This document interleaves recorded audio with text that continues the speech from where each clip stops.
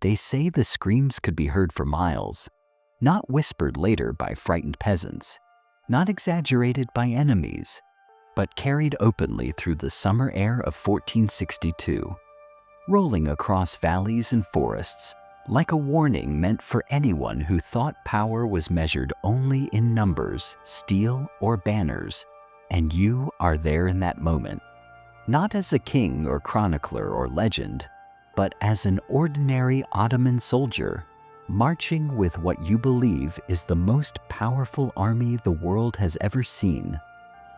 An army that shattered Constantinople itself, that broke walls thought eternal, that humbled empires whose names once defined civilization, and now moves confidently toward a place barely worth mentioning, a narrow principality called Wallachia, ruled by a rebellious prince who should not matter, who should fall quickly, quietly, predictably, the way all others do.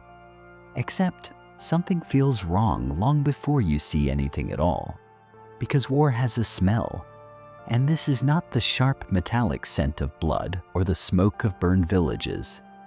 It is rot, decay, something layered and heavy, something both old and fresh at the same time. And as the column advances, the jokes fade, the songs stop, the horses grow restless, flies thicken in the air, scouts ahead stop sending signals, and when you finally crest the hill near the capital city, your breath leaves you, because the land ahead is not a battlefield. It is a forest, stretching farther than your eyes can process. Except these are not trees. They are people. Tens of thousands of them, impaled on wooden stakes, arranged in perfect geometric rows. Soldiers, peasants, commanders, lifted skyward like offerings, some so bloated and blackened by weeks in the sun, they barely resemble human forms anymore. Others horrifyingly alive, their chests still rising, their mouths still opening, their screams weak but relentless. And when your Sultan, Mehmed II, Conqueror of Constantinople, the man who broke Rome's last walls, looks upon this sight, he does something no one expects, something history struggles to explain without confronting fear itself.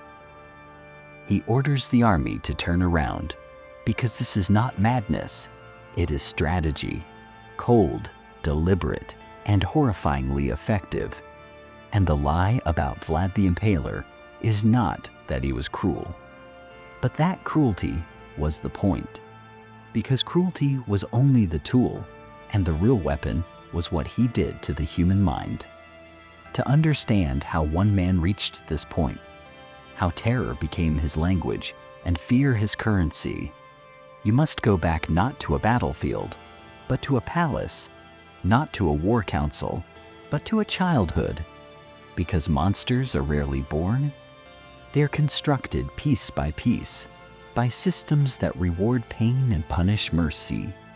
And the year is 1442, and Vlad is 11 years old, when his father, Vlad II Dracula, ruler of Wallachia, makes a decision that will echo across centuries, caught between the rising Ottoman Empire to the south and Christian Hungary to the north.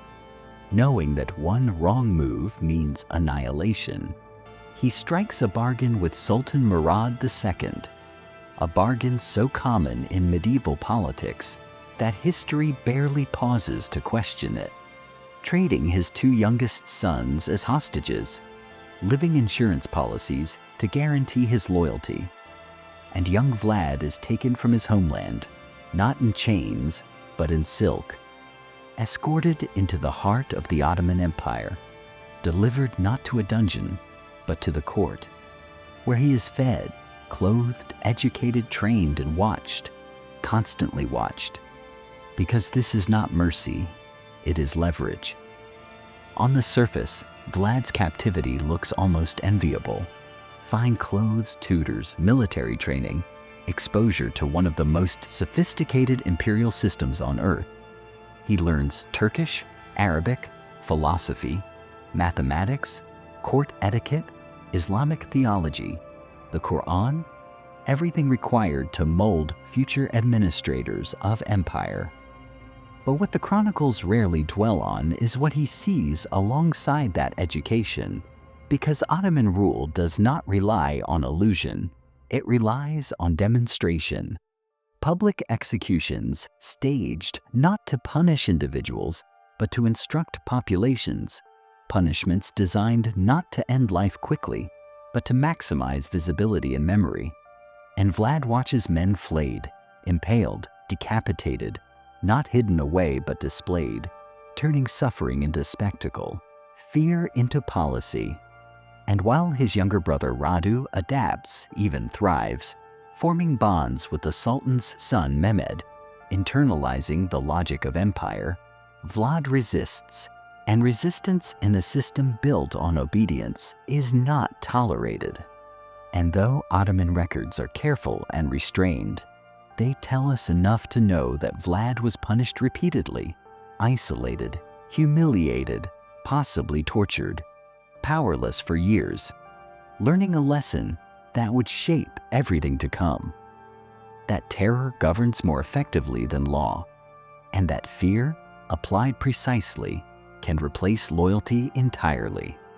Something inside him does not break so much as crystallize, turning pain into memory, memory into method. Every punishment observed, every scream heard, every execution staged, cataloged and stored, not emotionally processed, but intellectually absorbed. And when he finally returns home at 17, the world completes the transformation, because within months, his father is assassinated by rival nobles. His older brother Mircea is buried alive, blinded with hot irons before death, and Vlad is left alone, surrounded by enemies, betrayed by the very elite meant to support him.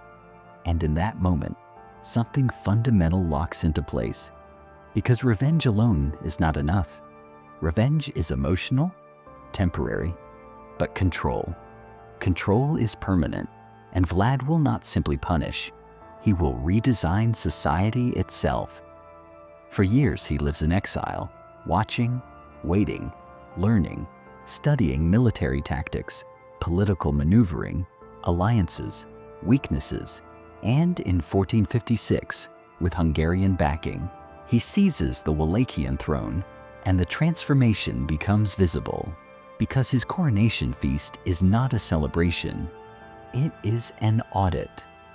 Hundreds of boyars, the nobles who orchestrated his father's murder and brother's death, arrive in their finest clothes, believing they are there to pledge loyalty. Wine flows, music plays, and then Vlad stands and asks a simple question. How many princes of Wallachia have you lived through? And they answer proudly, boasting of their survival, their adaptability, their ability to outlast any ruler. And Vlad smiles, because they have just confessed everything he needs to know. And with a single order, the feast becomes a purge. The older nobles impaled immediately, slowly, publicly, outside the palace walls, their screams echoing through the capital, while the younger, stronger ones are marched north to rebuild a ruined fortress by hand, worked until their bodies fail, until their identities as nobles dissolve into exhaustion and fear.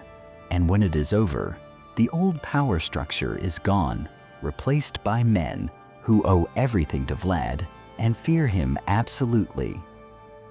This is not random brutality, it is systematic dismantling, and it reveals something crucial about Vlad's psychology. He does not want obedience born of respect. He wants obedience born of inevitability, the belief that resistance is pointless, that survival depends entirely on submission, and with his internal enemies crushed, he turns outward, because the Ottomans who taught him these lessons now stand across the border. And when Sultan Mehmed II sends envoys demanding tribute and submission, Vlad responds not with negotiation, but theater, ordering the envoys' turbans nailed to their skulls, not killing them outright, but ensuring they live long enough to carry terror back to Constantinople, walking messages of defiance and warning. And when war finally comes, Vlad refuses conventional battle, poisoning wells, burning fields, evacuating villages, turning the land itself into a weapon, striking at night, vanishing by dawn, eroding morale piece by piece, until finally unveiling the scene that will define him forever. A forest of the impaled outside Targovishte, arranged by rank and geometry. A silent army of suffering meant not to kill soldiers, but to infect their minds with images they cannot escape. And it works because even hardened veterans break, because fear does not require logic, only exposure. And Mehmed retreats, not defeated militarily, but psychologically, recognizing that he faces not chaos, but calculation. And yet the tragedy is the terror, once proven effective, cannot be easily abandoned. And Vlad turns it inward, against merchants, peasants, allies, until fear no longer stabilizes power, but consumes it, isolating him, eroding support. And within months, those who praised him abandon him, imprisoning him, releasing him only briefly before he dies violently in 1476. His head sent in honey to Constantinople, his body lost, his legacy distorted into myth so Europe does not have to confront the truth that Vlad was not a monster from folklore, but a human being shaped by a system that taught him fear is power, empathy is weakness, and suffering is efficiency.